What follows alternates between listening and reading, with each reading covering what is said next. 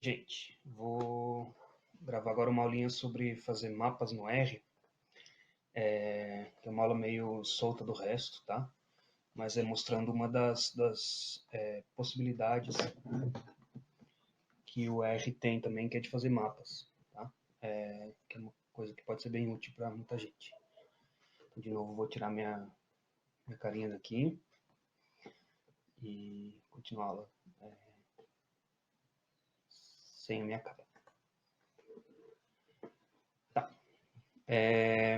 Antes de falar de mapas, e de como fazer mapas no R, acho que é super importante a gente olhar um pouquinho para algumas coisas que são bem intrínsecas a esse sistema de fazer mapas, que é o sistema de projeção e de coordenadas também, tá? Então, por um lado, como é que a gente vê o planeta, ou como é que a gente transporta o que a gente vê numa esfera para um mapa bidimensional, né? E depois como é que a gente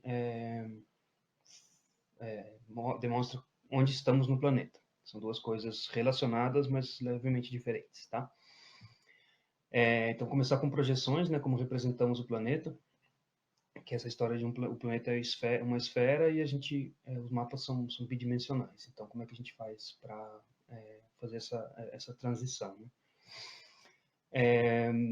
Acho que bastante gente já deve ter visto postagem no Facebook falando que a gente vê o mundo do jeito errado, que a nossa visão do mundo é errada e tudo mais. Isso, não sei se vocês já viram, mas tem a ver com a projeção Mercator, tá? Que é a mais usada nos mapas. E basicamente o que a projeção Mercator faz, ela tenta projetar num cilindro o que é a esfera planeta Terra, né? Então, como se fosse uma lâmpada dentro da esfera do planeta Terra que projeta uma luz e que ela é recebida por um cilindro e, e assim tudo que é projetado vira um mapa, né? E aí a gente cria um mapa desse jeito. E esse mapa tem algumas peculiaridades. Talvez vocês estão vendo já algumas coisas meio estranhas. Mas se a gente olhar bem aqui, essas distâncias na esfera que vão ficando, que são essas linhas são equidistantes, né? As linhas horizontais no mapa, mas as verticais elas vão diminuindo a distância entre elas. Mas as distâncias que elas representam aqui na projeção são sempre iguais. E isso leva a algumas coisas interessantes. Por exemplo, a distância entre Newfoundland e a Irlanda, ou seja, uma província, uma parte do Canadá e a Irlanda, numa projeção Mercator é idêntica à distância da foz do Amazonas até o Ghana, sendo que uma é 3.350 quilômetros e a outra 5.500 quilômetros. Então, essas distâncias ficam, apesar de serem iguais no mapa, elas não são iguais na realidade. E coisas como a Groenlândia acaba ficando maior do que o continente africano, e isso com certeza não é real. Tá? Então, essa projeção ela é bem comum, mas ela traz essas distorções do que é a Terra. E, na verdade, tem várias formas de fazer projeções. Né? Então, tem essa projeção cilíndrica, que é a projeção que a gente conhece. E esse cilindro pode estar em pé, esse cilindro pode estar deitado. Tem projeções cônicas também, que funcionam melhor para um dos polos, mas não para o outro. E as projeções planas, circulares, que também são bem úteis para essa região mais central da projeção, mas conforme a gente vai indo mais para fora, ela vai ficando mais distorcida também. Então, toda projeção tem suas desvantagens, tá? E podem resultar em mapas bem malucos. Por exemplo, tem essa projeção Cassini, que ela representa bem os polos, mas tudo entre eles fica maluco. E essa Moolveda aqui é mais ou menos a projeção Mercator, mas ela dá uma apertada nos polos para compensar um pouco essa mudança de distância. E aí pode ver que a Groenlândia fica bem menorzinha que a África, inclusive menor que a Austrália aqui. Tem aqui uma lista, um site, um link para o Wikipedia com uma lista de projeções, que é interessante de conhecer. E se a gente pegar um ponto, por exemplo, no norte do Tocantins, ele vai sair em lugares diferentes nesse mapa.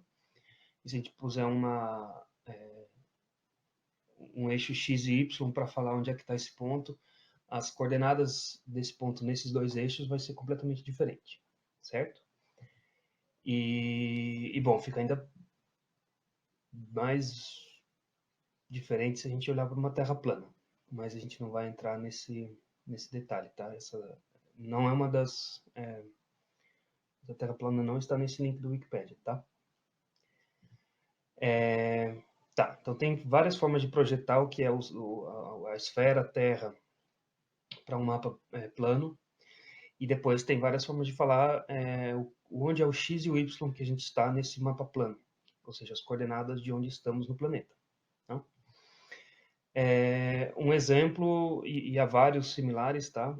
É esse sistema aqui da Inglaterra, que é um National Grid, né? Eles fizeram um grid por cima do que é a Inglaterra, começando de um ponto 0, 0, aleatório, que englobasse e fazia um grid que engloba então todo o norte, sul e leste oeste da Inglaterra.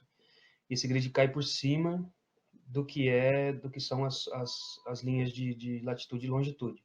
Pode ver que numa projeção de latitude e longitude, essa distância aqui é bem diferente do que essa distância aqui, apesar da distância em graus ser igual, certo? Então, novamente uma projeção, e dentro dessa projeção a gente vai ter, então, pequenas células de grid, né? E essas células vão ter os seus X e Y, e eles lá trabalham bastante com isso. Então, você vai ter dentro da célula TF, você tem o X e o Y que representa a cidade X, ou o ponto Y está nessa coordenada. Esse tipo de projeção com célulazinhas pequenas é bem comum, tá? Tem a UTM, é uma dessas projeções. E a grande vantagem é que dentro da célulazinha a distorção é mínima, e no caso as distâncias costumam ser em metros ou em milhas. Então você sabe quantos metros tem de cada uma dessas linhas. E então isso ajuda bastante quando você tem dois pontos XY no mapa e você tem que ir para lá, você consegue mais ou menos saber qual é a distância em metros que você tem que percorrer, tá? Então isso é um dos N sistemas de coordenadas que existem. E, obviamente, se a gente quiser projetar um ponto no Brasil a partir desse sistema de coordenadas em inglês, não vai funcionar, porque ele está muito distante, está do outro lado, um terço do planeta para o outro lado, e vai ficar completamente distorcido. Tá? E aí a gente entra num sistema que a gente tenta fazer uma projeção para o mundo inteiro. Tá?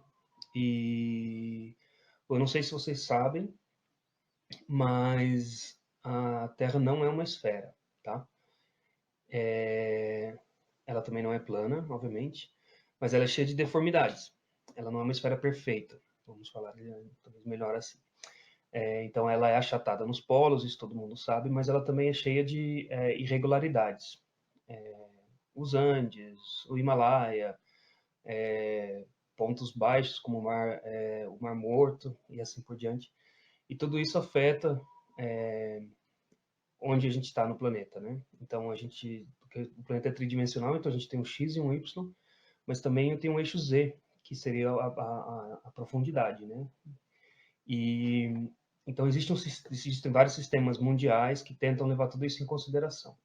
Então, tanto o tamanho da Terra é elipsoide, né, que ela é meio ovalada, quanto esse relevo, tudo isso entra nesses modelos que estão o seu ponto X e Y que você tem no GPS, ele é baseado nesse sistema geodético mundial, tá? Não é um ponto absoluto, é simplesmente uma projeção e uma interpolação de dados. Tá? E, bom, tem um padrão mais ou menos global, que é o padrão também que o Google usa para o Google Maps, que é esse WGS 1984 e PSG 4326. Tá? Então, ele foi criado em 84, vem sendo melhorado, tá? Mas ele, então, leva em consideração essa projeção onde a gente está na Terra, mais a deformação da superfície do planeta e coloca tudo isso num sistema X e Y. Tá, isso é bem legal. Então, a gente tem um X e um Y que leva todas as coisas em consideração. Aí como é que a gente expressa isso? Como é que a gente fala isso para alguém? A gente pode falar que a gente está a 7 graus e 12 minutos no sul, ou 47 graus e 45 minutos west, que eu sempre me confundo, mas é leste, né? Oeste é oeste. Vamos lá. Se tiver errado é porque é para ver se vocês estão prestando atenção. Mas da mesma forma que isso pode ser expresso dessa forma, pode ser expresso assim também, que a gente vê bastante, que aqui é em graus, minutos, segundos, e aqui é em graus decimais. Então, o que acontece? Eles dividem os minutos, vão 60 minutos em 1 grau e 60 segundos em 1 minuto. Então, se você divide os segundos por 60, você consegue fazer um minuto decimal. E se você pega esse minuto decimal e divide por 60 novamente, você consegue ir para grau decimal. Então, 7.2 é a mesma coisa que 7 graus e 12 minutos. E 47.75 é a mesma coisa que 47 graus e 45 minutos. Tá? Se vocês depois clicarem nesses dois links, vão dar no mesmo lugar do planeta, que é um lugar lá no norte do Tocantins. Tá? Tem um link também para esse sistema geodético mundial, tá? Para a Wikipédia, tem um pouco mais de informação lá. Essa figura é de lá. Então, isso é super importante de lembrar também. Então, quando alguém fala onde é que você está no planeta, você fala, depende. Qual é o seu sistema de projeção? Qual é o seu sistema geodético mundial que você está usando? E você quer os dados em graus minutos ou em graus decimais? Tá? E tudo isso é importante quando a gente começa a juntar dados de outras pessoas, de outros estudos. Tem gente que expressa as coisas de um jeito, outras pessoas expressam de outro. E se você colocar nas coordenadas erradas, vai começar a sair elefante no meio da Amazônia. A castanha do Pará vai sair na Tailândia e assim por diante, né? Então isso é super importante, prestar atenção nisso também. Tá? Então nós temos como nós vemos o planeta, onde estamos, e depois, na hora de fazer um mapa, o que plotamos em um mapa, tá? Então se a gente pegar aquele ponto novamente lá no norte do Tocantins, a gente pode criar um mapa de várias camadas, né? De forma bem global, talvez até meio não sei se seria incorreta, mas é um pouquinho bruta a forma de classificar assim, mas a gente tem basicamente uma imagem de fundo, que pode ser dados, que pode ser uma foto de satélite, pode ser um mapa de elevação e assim por diante. Tá? E geralmente esses arquivos são raster. O que isso quer dizer? É um arquivo que tem uma resolução, ou seja, tem pixels, né? Tem pontos, e cada ponto representa um ponto de dados. Então, um ponto, uma intensidade de cor de um ponto pode ser o quanto cai de chuva nesse local, ou a altitude e assim por diante. Tá? E essa resolução difere dependendo do raster. Né? Então, você tem, por exemplo, imagem de satélite, muitas têm resolução de 30 metros. Mas tem imagens de satélite com resoluções altíssimas de 3, 4 metros. Mas uma interpolação de clima, por exemplo, geralmente são escalas maiores, aí são células pixels de 1 quilômetro, ou de meio grau de localização, tá? Então, o raster, você tem que sempre lembrar, raster tem pixels, tem resolução. A gente pode plotar, por exemplo, o formato de uma parcela, de um país, de um parque nacional, de uma unidade federal, etc. Isso a gente chama de shapes, tá? Formatos. Shapes, em inglês é formatos. E shapes não têm resolução, eles são basicamente vetores. Então, vetores falam entre ponto X e ponto Y e ponto Z, faz um polígono, ou traça uma linha entre A e B. E traça uma linha entre A e B que tem uma espessura de 2, e assim por diante. Então, não são coisas que têm uma resolução, eles não têm pixels, mas eles são vetores. Tá? E no final temos pontos também. Pontos basicamente são vetores também, tá? Mas pontos não têm, são unidimensionais, né? Eles não têm não são um vetor porque não tem comprimento, não tem uma direção, tá? Eu falo que isso é uma forma grossa de grosso modo, de classificar as coisas, porque dentro do que é um arquivo shape, pode ter um raster ou pode ter pontos, então tenta entender a ideia geral, mas não fiquem agarrados a esses termos muito fortemente, porque eles são meio flexíveis, tá? Então, um exemplo, a gente tem aqui uma imagem de satélite, isso aqui é no norte da Bolívia, tá? Uma região super interessante, cheia de pez rosa, que é se não me engano, a região de origem dessa espécie, tá? E aí a gente pode, então, pegar pontos dentro dessa área, ou a gente pode ter shapes, né? Polígonos, por exemplo, um polígono que descreve os corpos de água, um polígono que descreve a nossa parcela de estudo, ou a gente pode olhar para essa imagem como um raster, tá? Essa imagem ela tem uma resolução, então cada ponto nessa imagem tem uma resolução, então se aqui é uma copa de uma árvore, de um IP, e esse IP tem 10 metros de copa e são 10 pontos, a resolução de cada pontinho desse é mais ou menos 1 metro, tá? Então isso mostra mais ou menos as unidades que a gente tem num mapa, tá? Então é super importante antes de falar de mapas e trabalhar com mapas é saber um pouco de mapas, tá? Saber do sistema de posição, saber do sistema de coordenadas e prestar bastante atenção quando estiver fazendo mapas nessas duas coisas, porque pode ser completamente errado ou pode sair só um pouquinho errado e aí não é aparente. Por exemplo, se os elefantes não saírem no Brasil, você não vai saber que está errado, mas pode ser que os pontos estejam projetados de uma forma errada e eles não estejam lá onde deveriam estar, dentro do Parque Nacional e assim por diante. Tá? E quando a gente começa a trabalhar com isso, parece um beco sem saída, tá? E às vezes dá um trabalhão e está transitando entre essas projeções, sistemas de coordenadas e assim por diante. Mas tem bibliotecas no R, tem programas para converter esses sistemas, tá? Então são becos são becos, mas eles têm saídas, tá? Então agora vamos lá no R. Vamos dar uma olhadinha nos scripts, eu preparei algumas coisinhas. É só uma pincelada básica, tá? É um universo super abrangente, super completo.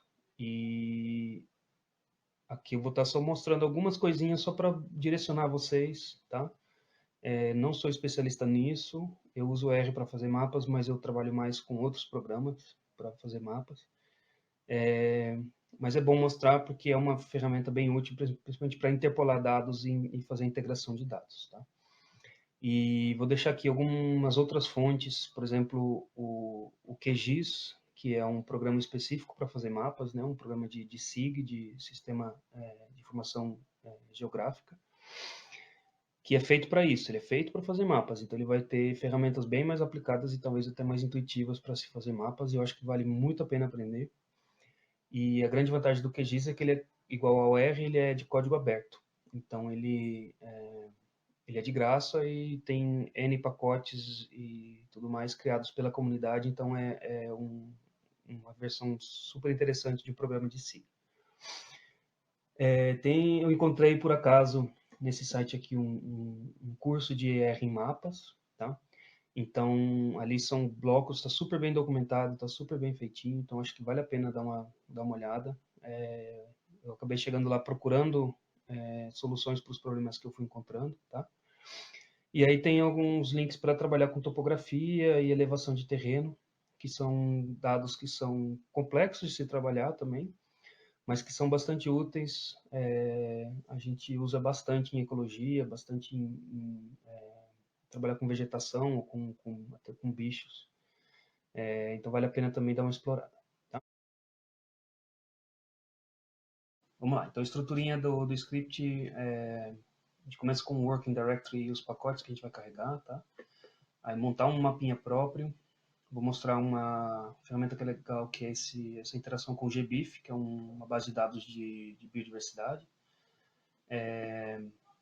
um pouquinho sobre como fazer uns mapinhas com dados próprios no R, depois como extrair dados climáticos usando esses dados próprios. E aí tem 2 pacotes sobre o Brasil mais específicos, que eu vou dar só uma pinceladinha só para mostrar, que eu acho que tem funcionalidades aí interessantes, especialmente quando tem coisas relacionadas a IBGE e assim por diante, tá? Aí aqui tem uma listinha de dados de variáveis do WorldClim, que vai aparecer lá embaixo, é só uma lista de texto, não é parte do script. E aqui outras fontes, que eu acho que as duas eu pus lá na aulinha também, tá? Então, vamos lá começar. A gente começa com limpa tudo, né? E vai colocar o nosso working directory, novamente, naquela estruturinha da disciplina, né? Com códigos em uma pastinha, dados na outra, uma pastinha para resultados, tá?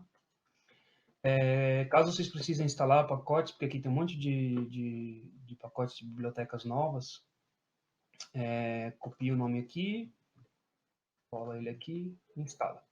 Em geral, o RStudio ele fala, não, falta instalar esses pacotes, você quer instalar, já dá para falar que sim, que você quer isso, tá? Ou vir aqui em pacotes, instalar, e vai pondo vírgulazinhas entre os nomes e instala todos os pacotes, tá? Então, vamos lá. A gente vai usar o ggplot, vou carregar o tidyverse também. Basicamente o ggplot está lá dentro, mas dependendo do momento eu carrego ele à parte também. E aqui alguns 2 pacotes relacionados ao ggplot para fazer mapas, tá? Uma biblioteca de mapas, uma para trabalhar com imagens raster, o RGDAL, que é o Geospatial Data Abstraction Library, tá? A interaçãozinha do R com o GBIF, que é aquela base de dados de biodiversidade, e aí uns arquivozinhos para trabalhar com shapefiles, para abrir e acessar a base de dados do Natural Earth, que tem um pouquinho de informação mais aqui abaixo, e esse SP que é para reprojetar dados, que eu acho que a gente acaba não usando, tá? Esse site aqui vale a pena conhecer, tá? É o Natural Earth Data. Eles oferecem aí vários mapas de fundo e mapas de contorno de países, de estados e assim por diante, que são super úteis para a gente, tá? Vocês vão precisar desse arquivozinho aqui, tá? Eu vou pôr ele no Google Drive, mas se quiser ele está no site também, ele está aqui. A minha experiência com o site é que ele às vezes é meio lento, tá? Então, tenta baixar pelo Google Drive mesmo, que eu acho que é mais rápido. E daí tem em alta resolução, a gente vai estar trabalhando com uma imagem de média resolução, que já é um arquivo de quase 400 MB, tá? E vocês vão ver, dependendo do computador de vocês, se você carrega um arquivo de 400 MB, faz uma transformação, abre de novo e assim por diante, ele começa a pesar bastante, né? Cada vez que você abre ele de novo, ele vai ser carregado na memória do computador. E aí, se fizer isso 3 vezes, você já está usando 1.2 GB da sua memória do computador. E muitas vezes os computadores começam a reclamar, tá? Então a gente está usando esse tamanho médio, porque ele já é pesado bastante. Mas se você quiser fazer uma imagem mais detalhada, vale a pena, quando for trabalhar, baixar o tamanho grande, tá? Algumas dessas bases de dados do Natural Earth eu tenho pessoalmente no computador, tá? Que eu acho que sempre vão ter à disposição, e também porque a conexão às vezes é lenta e aí demora para baixar, são figuras grandes, né? E aí o GEDAL, daqui tem um pouquinho mais de informação, tá? Mas é uma biblioteca para leitura e gravação de formatos geoespeciais. Dá um Google se quiser saber mais, tá? Então, legal, carregamos todos os pacotes. Ele está reclamando aqui que o R, a minha versão é 3.6.2 que está instalada, ele dá uma reclamada disso, mas isso não afeta o trabalho, tá? Tá, então a gente vai fazer um mapinha próprio, a gente vai começar com um mapa de fundo, que é um mapinha do tipo raster, tá? Com pixels, que é aquele mapinha que a gente baixa do Natural Earth, e ele é em formato TIFF, é esse formato aqui, .tif, tá? É um formato de imagem que nem JPEG ou bitmap ou GIF, tá? Só que é um formato que te dá a possibilidade de ter várias camadas de informação, tá? Geralmente uma imagem a gente tem 3 canais de cores, RGB, né? Red, Green, Blue, vermelho, verde e azul. Um TIFF permite você ter muito mais canais.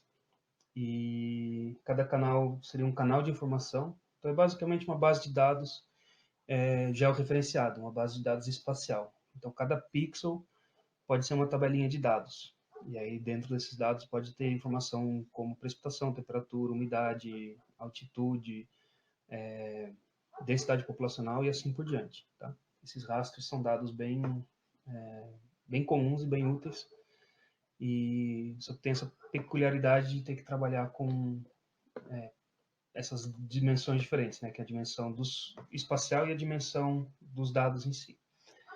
Tá? Esse GDAL-info aqui, ele te dá umas informações sobre o pacote, a imagem. Então a imagem a gente salva em dados, ela se chama SNE, LR, LC, SRW, .tif, tá? NE Natural Earth, a ILR de Low Resolution, SR que tem elevação, W que tem water, que tem água, e assim por diante, tá? Esses códigos têm uma função. Então, a gente abre ele aqui, vê o que esse TIFF tem de propriedades, né? Ele tem 8.100 fileiras, 16.200 colunas, tá? Então é uma base de dados grandes. Ele tem 3 bandas. O que isso quer dizer? Ele vai ter 3 canais, ou seja, dentro de cada pixel vai ter 3 canais de informação. Ele começa a menos 180 e a menos 90, né? Que a Terra tem 180 graus, 360 graus, né? De menos 180 até 180, e 90 graus de norte a sul, menos 180 de norte a sul. Tá? Essas são as resoluções e assim por diante. Aqui o sistema de projeção, tá? Lembra que eu falei lá, o WGS84 é um dos sistemas mais comuns, tá? Mas sempre importante estar checando isso e vendo qual que é e se bate com as outras do seu projeto. E aí tem um monte de outras informações que eu não vou entrar em detalhes agora. E a gente pode carregar, tá?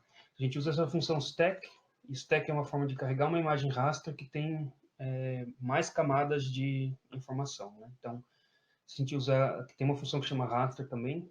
Com a função raster, ela pega só a primeira camada de informação e o stack abre todas, tá? Então, aqui criamos um objeto chamado NetEarth, que tem todas essas camadas de informação. E se a gente roda só o objeto, ele não vai abrir um mapa, não vai abrir a base de dados nem nada, ele te dá um resuminho.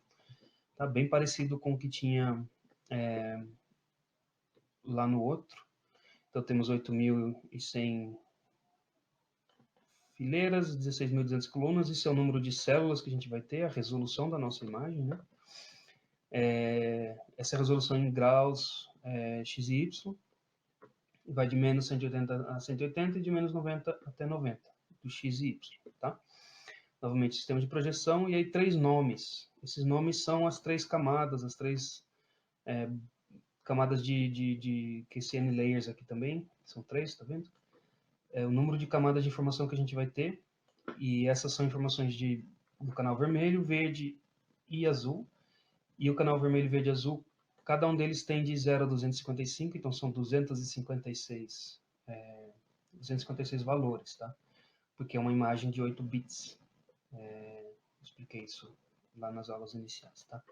Mas basicamente a gente tem para cada um dos canais de cores, a gente tem 256 possíveis valores. O 0 e depois até 255. Isso junto dá 256. Legal.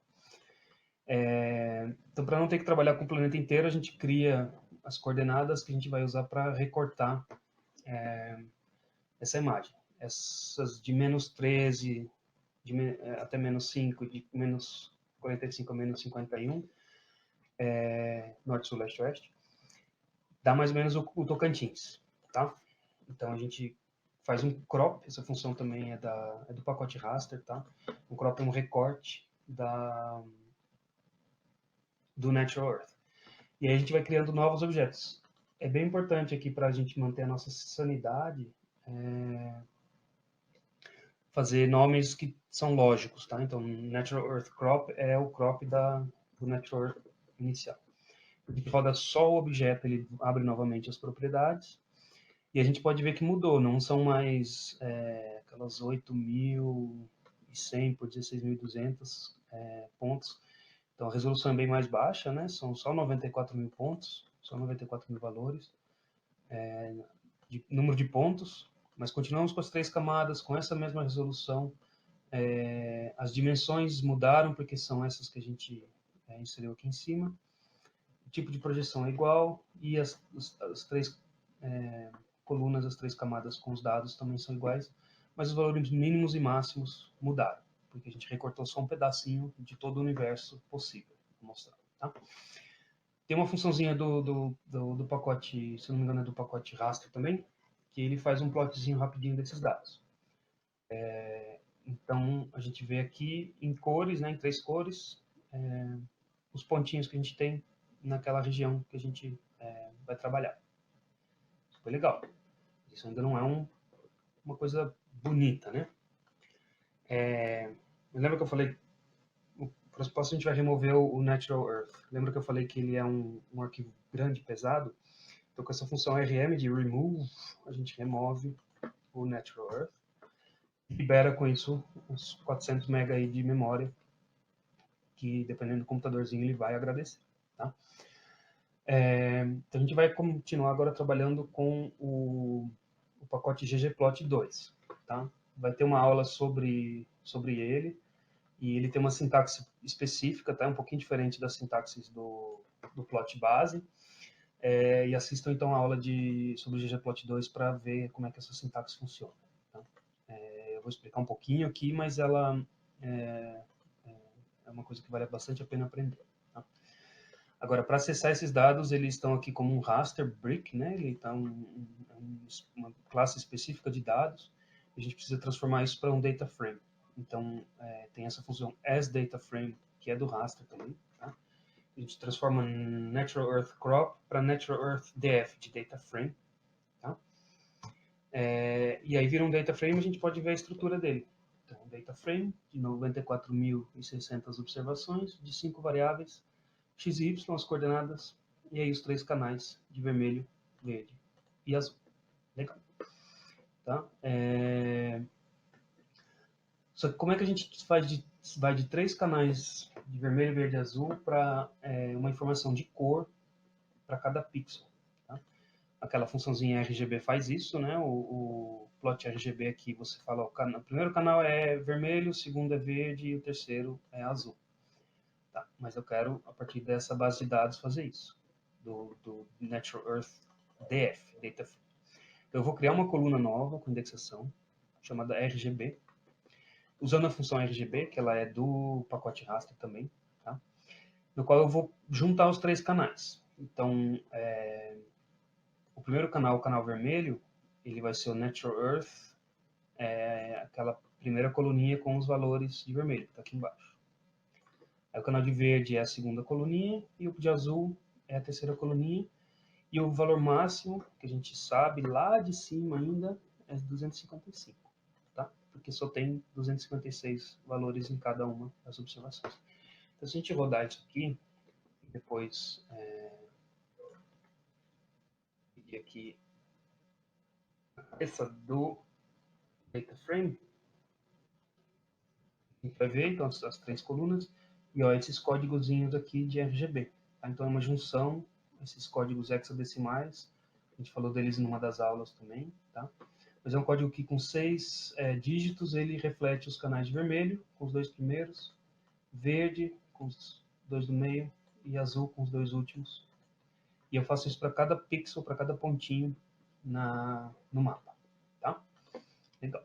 A gente tem agora um data frame que tem as coordenadas de cada pontinho do raster, que tem uma cor para cada pontinho, então a gente tem que plotar isso, usando o ggplot.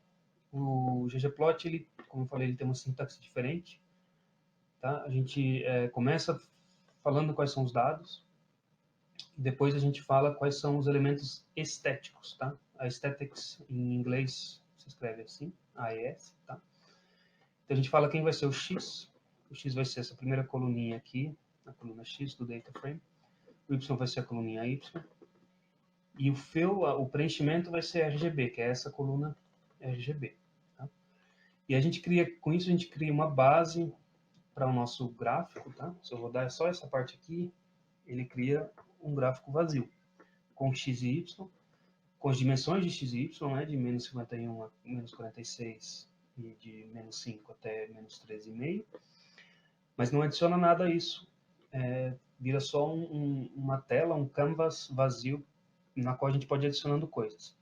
E essas coisas são objetos geométricos. Então, por exemplo, se eu quiser adicionar raster, eu adiciono um geom raster, que é um objeto geométrico de raster, a essa tela vazia.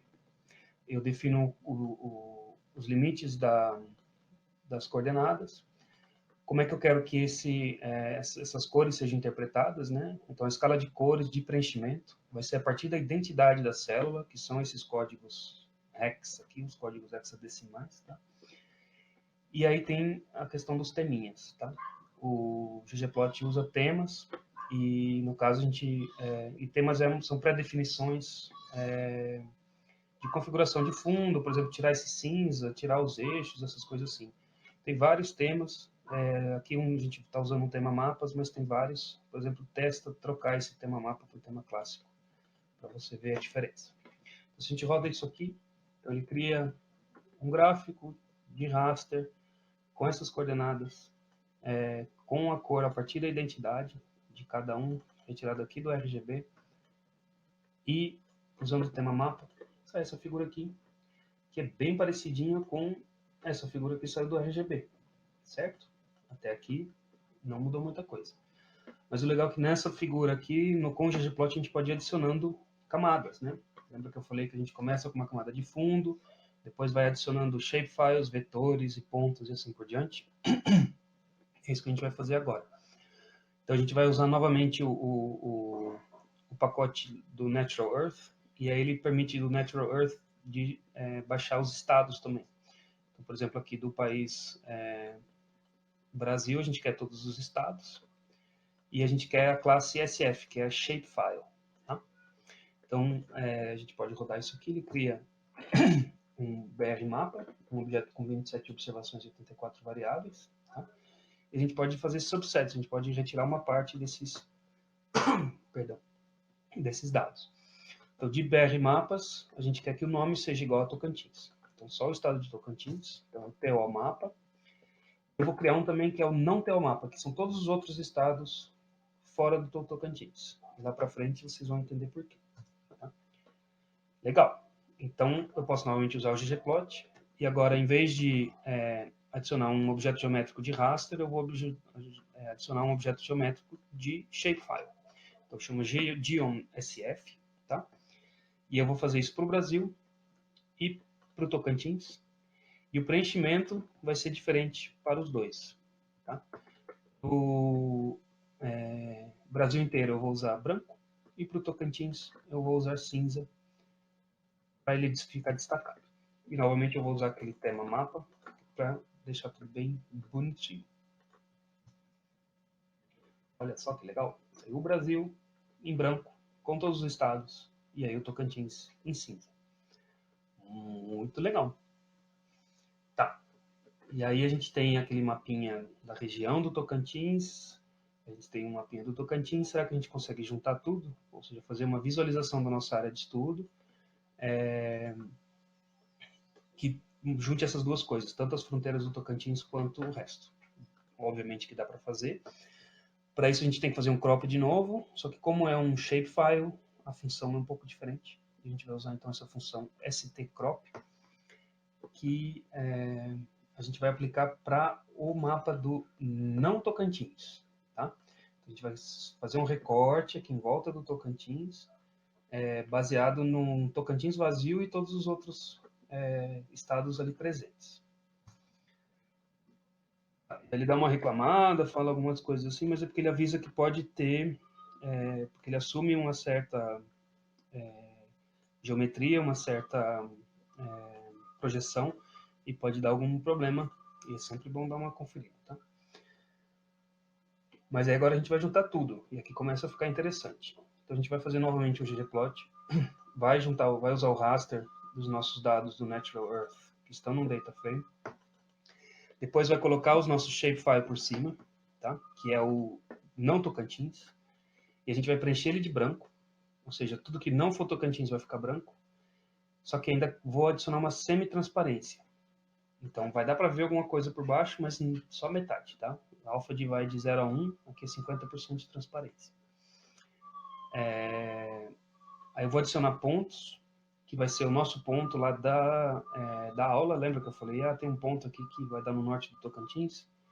É o menos 7.2 e 47.75. Vai ser um ponto vermelho de tamanho 2. As coordenadas novamente baseadas no norte, sul, leste e oeste que a gente definiu no início.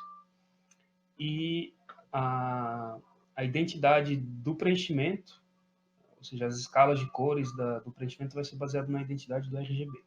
Tá? Bastante coisa num gráfico só. Olha como é que fica. Então a gente tem um mapinha do Tocantins, dos outros estados em branco 50%, Tocantins vazio, nosso pontinho lá no norte do Tocantins, que é o nosso pontinho de amostragem, por exemplo, e aqui a gente poderia adicionar várias outras camadas ainda, vários outros shapes. Tá? Já fica bonitinho, né?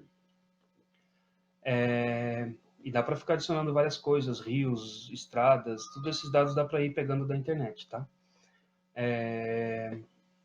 Eu mesmo achei que essa cor tá meio fraca, né? A cor do Natural Earth. E aí eu fiquei cutucando aqui, vendo como é que eu consigo fazer isso ficar mais escuro. Vou passar por isso bem rápido, mas depois leiam com calma para entender, tá bom? Então, basicamente, o que eu fiz? Se a gente olha para o Natural Earth Crop, a gente vê que os valores de RGB, de vermelho, verde e branco, eles têm um valor mínimo de 130 e um máximo de 250.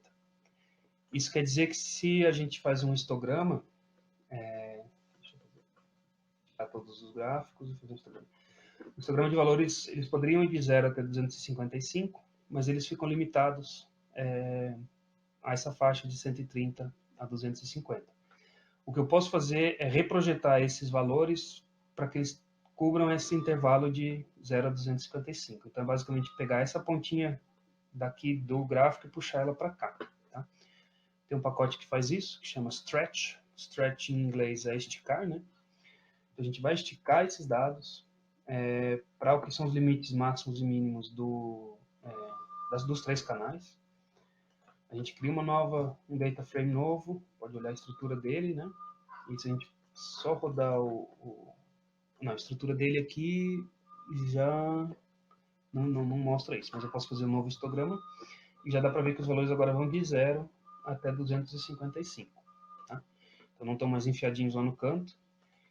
E com isso com esses novos dados eu posso, usando novamente a função RGB, criar uma nova coluna lá no data frame do Natural Earth, tá? Uma coluna RGB2, que vai então usar esses novos valores. Tá? Então a estrutura de RGB2 mudou um pouquinho, porque eu adicionei, já tinha, do Natural Earth, o data frame Natural Earth, continua tendo XY, continua tendo os 3 canais, continua tendo o RGB inicial, mas tem um novo RGB agora, que vai ser esse das cores mais intensas. Tá? Então se eu rodar ele aqui, a hashtag wow, né? Dá uma boa escurecida nas cores, vou rodar o anterior, na verdade dá para rodar, para mostrar aqui também. Bota esse aqui de volta para RGB. E essa é a diferença. Então temos aqui umas cores bem mais escuras do que as cores aqui. Tá? Dá para fazer um monte de coisa com o mapa. É um infinito de possibilidades, tá? E eu só estou mostrando algumas que podem ser bem úteis. E se juntar isso aqui com a outra figura lá do Brasil e do Tocantins é uma coisa super fácil de fazer. Na aula do ggplot a gente mostra como faz isso. E aí você já está criando mapinhas, aí você junta aquilo com um mapinha do clima da localidade e você já tem uma figura do seu artigo pronta, né? Legal. Então fizemos o nosso próprio mapinha. Vamos lá para cima, fazendo o nosso próprio mapinha. Então aqui essa interação com o GBIF é bem legal. Então a gente pode colocar com esse OCC Data, que ele vai entrar na base de dados GBIF e vai tirar de lá dados por exemplo, sobre a espécie Euterpe edulis, que é o palmito jussara aqui que tem aqui na Mata Atlântica, né? Então ele vai acessar lá na internet, na base de dados do GBIF, vai procurar esses dados, vai baixar esses dados para mim e criar um objeto chamado Euterpe. Isso pode demorar um pouquinho, tá? E aí a gente vê aqui Euterpe é um large GBIF data com 2 elementos, assim por diante. Tem um monte de coisa lá dentro, né? Tem metadados, tem a classe de dados e assim por diante. Com certeza dá para fazer um monte de coisa com esses dados, filtrar, olhar para a qualidade deles e assim por diante. Não vou fazer isso agora, tá? Agora é só para mostrar a funcionalidade do sistema, tá? E então o que a gente faz é que a gente converte esses dados do Euterpe para pontos espaciais, tá? Também não vou entrar em detalhes como isso funciona, mas a gente transforma isso em dados espaciais e vai disso para um data frame, tá? A gente vai dar o nome de colunas de latitude e longitude. E esse data frame, então, simplesmente são os pontos de ocorrência em longitude e latitude da espécie, tá? Vou fazer novamente uma caixinha que recorta mais ou menos o Brasil e fazer um plot disso, tá? Então, o mapinha do Brasil, que é um shapefile, então novamente com dia um shapefile, e depois por cima eu vou adicionar os pontos da Euterpe, tá? Então, dia um shapefile dados é Brasil mapa, dia um point dados é Euterpe, tá? E latitude e longitude, e o mapa do Brasil eu quero que o preenchimento seja branco. Eu tenho os limites de x e y, eu vou pôr uma linha no zero, no Equador, só para ficar bonitinho, e eu vou usar novamente o tema mapa, que é um tema bem clean. Então esse é o mapinha da distribuição de Euterpe. Tá? Lembra que eu falei que eu não vou limpar dados, não vou olhar para essas coisas, então a gente vê aqui que tem uns pontos fora do Brasil. Isso pode ter a ver com o sistema de projeções dos dois dados, essas coisas assim. Mas eu não, a ideia não é agora cavucar nisso, tá?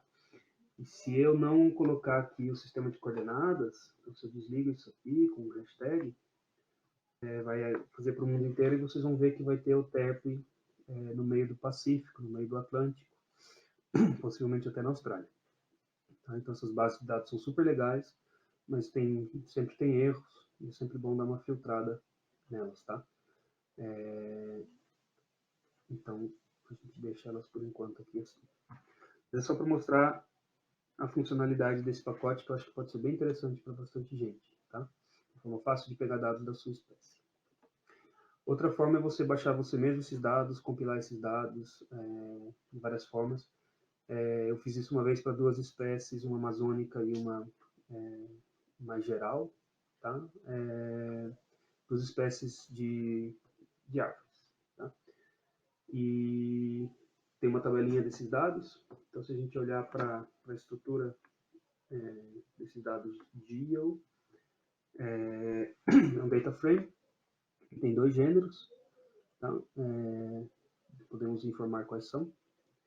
E gênero, espécie, latitude e longitude. Tá? Então, se a gente perguntar quais são os valores únicos de espécie,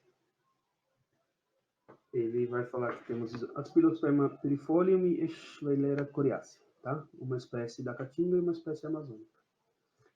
Legal. Então a gente cria novamente a nossa caixinha de coordenadas, cria agora um objeto chamado loc, que é essa junção dessas coordenadas, tá? E a gente vai usar essa função do ggmaps, se eu não me engano, que chama getStamen_map, para pegar um mapa de fundo que eles chamam de Stamen, tá? É uma base de dados que existe também de graça, e eles têm vários tipos de mapas. Eu vou pegar um mapa de fundo de terreno, tá? Mas dê uma explorada, vejam quantos mapas existem. E o zoom é importante aqui, que ele determina um pouco a distância e o detalhe que a gente vai estar baixando, tá? Então, quando eu rodar isso, ele vai entrar na internet e vai baixar vários tiles, vários azulejinhos de mapas, tá? Que são os pontos individuais quase que o raster do mapa. Tá? E a gente pode criar, então, com essa função do ggmap, que é de outro pacote, um mapinha desse objeto e adicionar nossos pontos. Mas, igualmente, a gente poderia adicionar nossos pontos a um mapa do Brasil. E a gente viu lá em cima. Tá? Então, aqui a gente tem um mapinha com esses tiles dos thumbnail maps, que não tem uma resolução muito alta, como vocês podem ver, ele fica meio manchado, né? Mas tem a distribuição dos pontos dessas espécies. Novamente, tem alguns pontinhos que estão fora, aí, estão no oceano e tudo mais, alguns aqui na Bolívia, mas para exploração da distribuição das espécies já é uma mapinha bacana, né? Tá, mas dá para fazer mais coisas com isso? Dá. A gente vai fazer uma caixinha de um zoom mais aproximado, né? Vamos chegar um pouco mais perto. Pedir novamente um mapinha de fundo, mas agora vai ser o Toner Light, que é um mapa preto e branco. E com um zoom um pouco mais aproximado. Tá? E se a gente faz... O meu vizinho está bastante animado, mas tudo bem. Se a gente faz esse mapa, a gente vai ver que o fundo é preto e branco.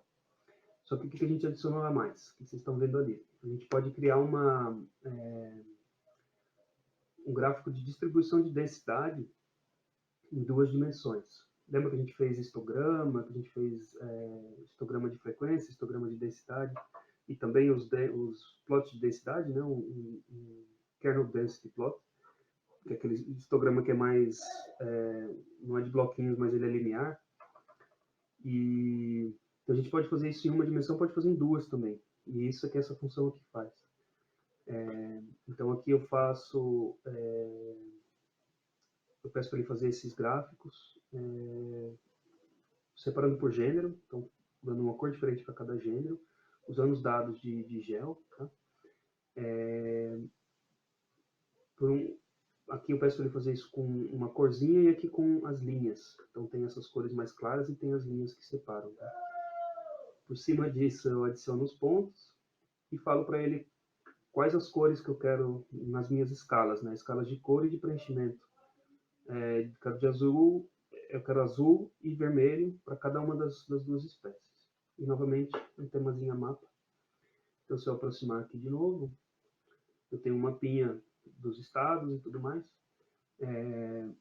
com então densidade de distribuição. Então a probabilidade de encontrar essa espécie nessa área mais escura é maior do que nas áreas mais claras. Tá? Só para mostrar então como é que é legal essa interação com o ggplot, porque ele permite fazer todas esses tipos de gráficos bem interessantes, tá?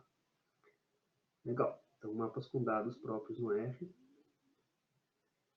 Legal. O que a gente mais pode fazer? Então, a gente tem a distribuição de pontos de cada uma dessas espécies, né? Então, essa espécie ocorre aqui, ocorre ali. A gente consegue, com isso, talvez quantificar o nicho climático dessa espécie. Né? Então, se essa espécie é mais da Caatinga e essa é mais da Amazônia, elas vão ter nichos climáticos diferentes. Será que a gente consegue, para cada pontinho desses, extrair os dados de clima dessa espécie? Então, pegar os dados de clima, consegue, faz isso, não é? Faz. Tá? Então, a gente pode baixar esses dados, tem essa função getData, que ele acessa os dados do WorldClim. O WorldClim é uma base de dados de clima mundial, tá? Interpolado. Mas esse getData tem várias funções. Dá para pegar clima, dá para pegar altitude, dá para pegar cidades, dá para pegar um monte de coisa. Então, explorem isso também. Mas a gente vai pegar os dados de WorldClim. A gente vai fazer a partir dos nossos dados de distribuição, lá, as latitudes e longitudes das 2 espécies, a gente vai criar um objeto com os mesmos dados, só com um objeto temporário chamado GEL2, dos quais a gente vai extrair as latitudes e longitudes. Tá? E com essa base de dados temporária, a gente vai, com essa função extract, extrair de Bclim os valores para cada um desses pontos, tá? De GEL2. Então, ele vai buscar para cada ponto como é que é esse clima. Tá? Vou só mostrar aqui os plotzinhos do clima, rapidinho, só para vocês verem. Então, a gente tem aqui de precipitação, valores que vão de 500 até 3.000, mais úmido na Amazônia, mais seco na Caatinga, e algo parecido com temperatura. Tá? Então, o que esse extract faz? Ele pega um pontinho aqui, ele vai pegar para aquele pixel onde está o pontinho, ver qual é a temperatura. É 28 graus, temperatura média anual. E um pontinho da aspidosperma aqui embaixo, ele vai pegar naquele pixel, qual que é o valor. É 18 graus a temperatura média anual. E ele faz isso, esse extract faz isso, então, para esse Bclim, e são 19 variáveis, tá? Nesse WorldClim maluco aqui, que eles têm de tudo. E aí eu crio com isso um data frame, e deles eu extraio precipitação e temperatura, tá? O Bio12 é precipitação, e o Bio1 é temperatura. Tá? Então, vou criar esses dois. Não rodei esse aqui ainda. Então, eu crio o clean, essa extração dos valores, extraio ali para o meu objeto gel, que tem as coordenadas, precipitação e temperatura. Tá? Eu vou pôr isso aqui mais para baixo, porque é um pouquinho mais lógico. Então, se eu olhar aqui para a estrutura de gel, eu vou ter o gênero, a espécie, longitude e latitude, e o valor de precipitação e temperatura para cada uma dessas latitudes e longitudes, tá? Como eu mostrei, às vezes os pontos caem no meio do oceano e ele não funciona. Ele vai dar um NA para esses valores que ele não conseguiu extrair. Tá? E a gente consegue plotar isso. É interessante plotar isso, de novo, num mapa. Ou seja, você tem um mapa de temperatura e você vai falar, vou pôr esses pontos dessas temperaturas nesse mapa de temperatura. Eu diria que não. A gente já tem o ponto e tem a temperatura, então não precisa replotar isso. Né? Mas a gente pode criar um box plot para comparar as duas espécies. Ou, no caso aqui, eu vou estar criando um objeto geométrico chamado violino, um violin plot, que vocês viram, de certa forma, já viram isso também. Então, novamente, dados, que é geo, os objetos estéticos é gênero, para X, que eu quero aspidosperma e esfolheira, para Y a precipitação, eu quero que ele preencha a cor com gênero. Aí um jitter ele vai botar todos os pontinhos de valores. Com jitter é meio que espaçados, né? Uma aleatorização dos pontinhos. E um violent plot por cima. E aí isso aqui são os nomes dos eixos de Y e X. Um tema clássico, que ele é mais limpinho. E aí as cores, a partir de gênero, azul e vermelho. Olha que legal. Então, isso aqui são para os dois gêneros, né, para aspidosperma e para a esfolheria. A distribuição dos pontos, você pode ver que é uma distribuição meio maluca, né? Tem uma cauda comprida para cá e uma concentração grande de pontos aqui, igual aqui para esfolheira, né? E em precipitação. Então, a média, digamos, vai estar mais ou menos por aqui. Para aspidosperma é 800 milímetros. E para a esfolheira, que vai estar mais ou menos por aqui, a média é 2.300 milímetros. Então, esse é o envelope de precipitação dessas duas espécies. A gente pode fazer a mesma coisa para a temperatura. Vamos ver. Então, é diferente, né? A esfolheira ela ocorre numa área mais quente, em geral. A aspidosperma tem uma amplitude térmica maior. Então, com isso a gente já começa a definir um pouco o nicho climático dessas duas espécies. Olha que legal. Então, a partir dos dados que a gente tem de distribuição e um raster de informação de clima, a gente consegue fazer esse tipo de análise já. A gente poderia até testar se os dois envelopes climáticos são diferentes. Então, a gente tem um teste aqui para precipitação. Então, o modelo, a gente usa LM, tá? Mas basicamente, a gente pergunta para ele se a precipitação é diferente entre os gêneros, dentro dos dados GEO. Tá? Então, não tem uma relação linear, é só uma comparação de médias. Tá? E quando a gente pede, então, o resumo dessa análise, ele te dá o modelo, os resíduos e tudo mais. mas aqui ele fala que o gênero Eschwelleria é diferente do gênero Aspidosperma, com um valor de P super baixo, então é bem significativo. Então podemos assumir que tem diferença. Ah, legal. Mas a gente meio que fez uma exploração de dados aqui, né? E aí tem essa distribuição maluca dos pontos aqui, não parece ser uma distribuição normal, né? A distribuição normal seria se ele tivesse aquela curvinha bem bonitinha, fosse um violinozinho, fosse gordinho no meio e vai afinando para os dois lados, né? A gente pode explorar isso também. A exploração de dados é super importante. Então a gente vai fazer aqui um plot, uma figura da densidade e distribuição dos resíduos. Então, basicamente, olhar para metade desses... a metade de um violent plot, mas aí dos resíduos da análise, não dos valores das duas espécies, tá? Então, se a gente olha aqui para os resíduos, a gente tem uma distribuição, um pico aqui e uma cauda comprida para lá. Então, quer dizer que não tem uma distribuição normal, então não aparenta ter. A gente pode dar uma olhada nisso fazendo esse QQ-plot, vocês viram também já. Então, se os pontos ficam próximos da linha, né, obedecendo mais ou menos essa distribuição, a gente pode dizer que é uma distribuição normal. Se sai um pouquinho da linha, tudo bem, mas uma ponta como essa fala, não, é para esse lado aqui da distribuição dos pontos teoréticos, né, dos quantias teoréticos, ele está muito fora da linha, então a distribuição não é normal. Tá? O que isso quer dizer? Que a gente não pode usar um modelo, uma estatística normal, digamos, né, um modelo, uma comparação de médias normal, a gente tem que usar algo não paramétrico para fazer esses testes. Tá? Então, a gente faz uma análise e depois vê se a análise pode ser usada. E aí tem que passar para outros tipos de análises. Tá? A gente pode também fazer um teste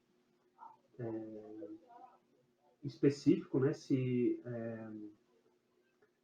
essa distribuição é normal ou não. Então tem esse Shapiro-Wilk, esse teste, ele vai dizer se a distribuição é normal ou não. E ele dá então um valor significativo, então quer dizer que a distribuição não é normal. Tá? Aqui a hipótese nula no teste seria que a distribuição é normal, e é bem pouco provável que ela seja, tá? Ou que ela seja causada por aleatoriedade. Então, isso aqui já confirma o que a gente tinha visto no QQ-plot, que a distribuição desses pontos não é normal e que a gente não pode, então, estar usando essas estatísticas convencionais.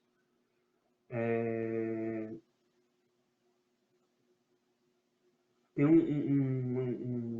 um adendo, é que esse teste ele é bem sensível ao N, então a gente tem um monte de pontos aqui.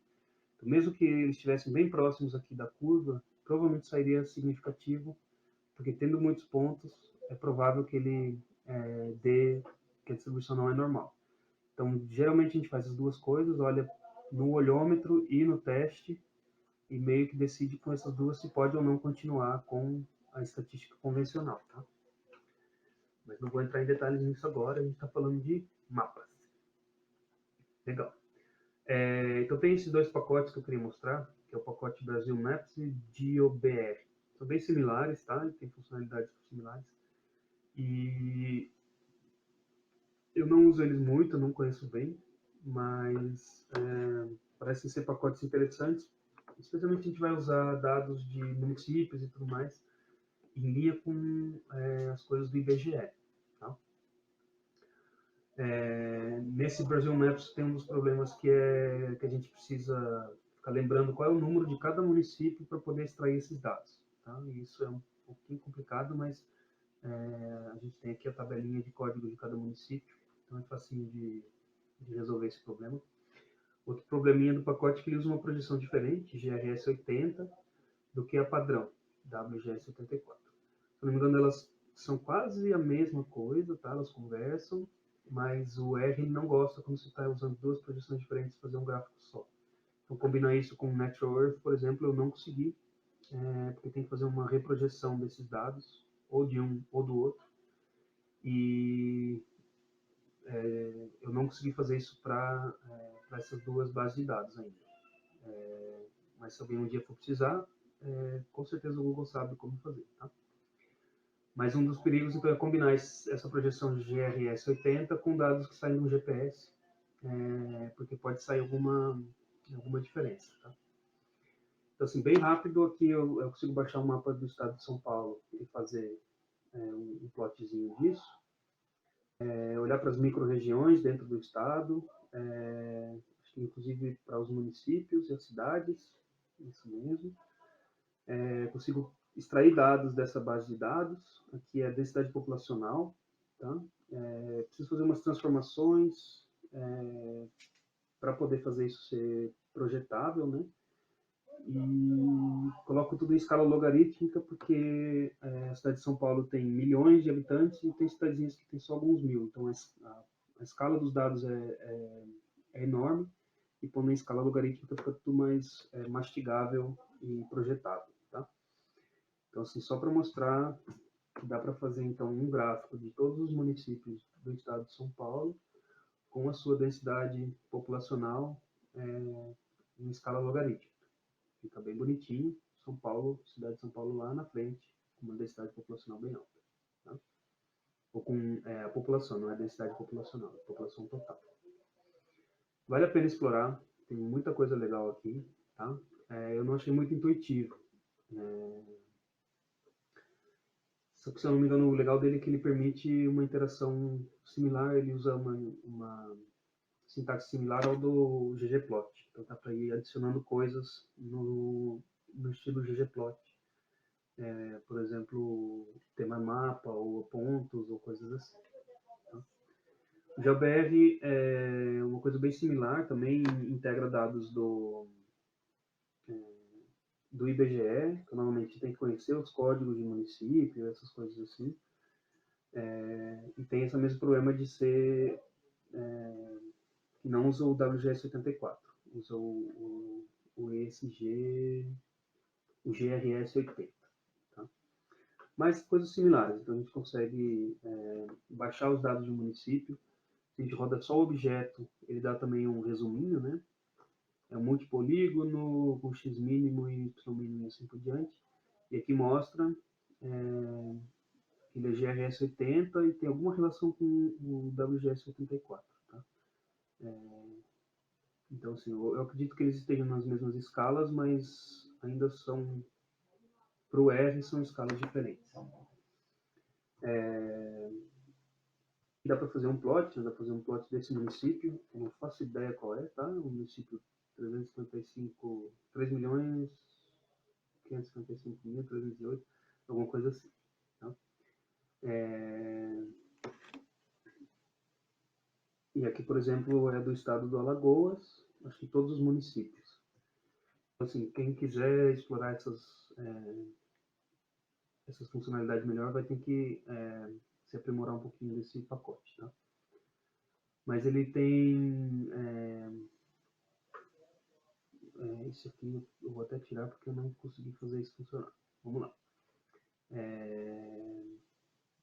Esse aqui, aqui eles fazem um tema próprio, né? Lembra que eu falei que o ggplot aceita temas? Aqui eles criam um próprio tema para ser usado, então daria para adicionar aqui, por exemplo, o noaccess. Ele está basicamente lendo esse tema que fala: não quero um título, não quero um texto, não quero marcas para o eixo, tá? A gente cria esse tema, lê os estados do país inteiro, tá? Todos os estados aqui, conforme a definição de 2014. E o GeoBR ele funciona a partir do ggplot também, tá? Então são pacotes interessantes por causa disso. Então ele fez aqui um plot dos shapefiles de todos os estados, esse objeto que eu criei aqui antes, com preenchimento cinza claro e a corzinha vermelha,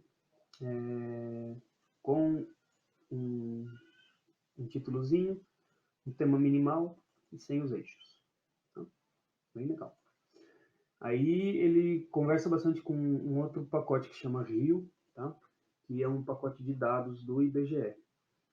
E aí a gente consegue, por exemplo, pegar lá do atlasbrasil.org, o IDH dos municípios. Tá? A gente consegue baixar esses dados, para que a gente quer olhar para esses dados só do ano de 2014. A gente consegue fazer um left join, então juntar esses dados ao states, que é aquele a base de dados de todos os estados do Brasil. Juntando eles, então a gente junta esses dados de ABH é o Life Expectancy, né? Então a expectativa de vida. A gente consegue juntar ao Data Frame States, a gente consegue juntar esses dados de expectativa de vida, consegue dar uma cor para eles. Né? Então a gente fala que a gente quer um preenchimento de expectativa de vida para cada um dos estados, né? E fala que a gente quer isso dentro de uma paleta de azuis, que tenha o título Life Expectancy, que vai de 65 a 80, que é mais ou menos as expectativas de vida nos estados do Brasil. Tá? E a gente põe um tema mapa, porque é um teminha bem clean. E aí faz um gráfico do estado do Brasil, por estado, a expectativa de vida. Então, Maranhão tem uma expectativa bem baixa. Aqui entre São Paulo e Santa Catarina, no Espírito Santo, a gente está nas expectativas mais altas de vida. Tá? Então, novamente, eu peguei isso aqui quase que um a um dos exemplos que eles dão no site lá deles, tá? do GeoBR. Então, não está muito aprimorado, não está muito polido. Mas é para mostrar a funcionalidade desses dois pacotes, o pacote Brasil Maps e o pacote GeoBR. Aqui está a lista de variáveis do WorldClim. Lembra que a gente pegou o Bio1, que é a temperatura média anual, e o Bio12 era a precipitação. Tá? E aí você pode pegar vários índices aí mais de sazonalidade, coisas assim. Tá? E aqui as outras fontes são os links que estão na apresentação também. Tá? Então é isso por hoje.